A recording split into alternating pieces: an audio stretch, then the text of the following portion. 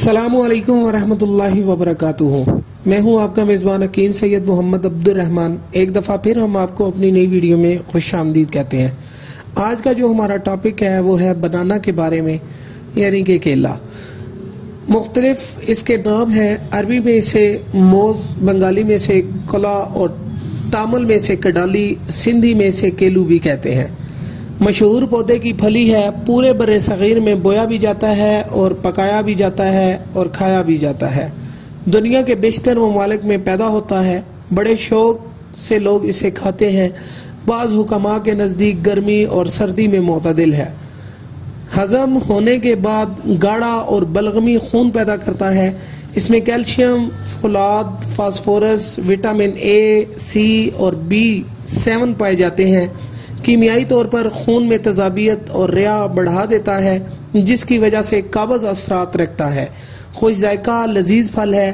یہ وہ واحد پھل ہے جسے کیڑا نہیں لگتا. ضعف قلب خفقانے کے لیے مفید ہے. گرم مزاجوں کے لیے نہایت موافق ہے.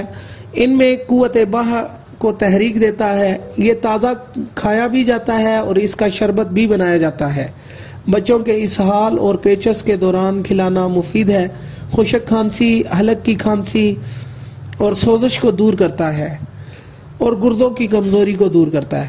زیادہ کھانے سے معدے میں جو گرانی پیدا کرتا ہے. اگر ایسا ہو تو گرم مزاج شکنجین اور سرد مزاج شہد استعمال کر لے. اگر کسی کو سانپ کاٹ لے تو کیلے کے تنے سے تازہ پانی 2 پیالے نکال لیں اور مارگزیدہ کو پلائیں.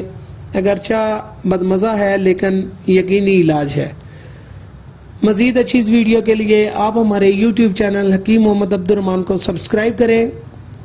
بیل آئیکن کو لازمی دبائیں تاکہ ہماری ہر آنے والی ویڈیو آپ کو مل سکے.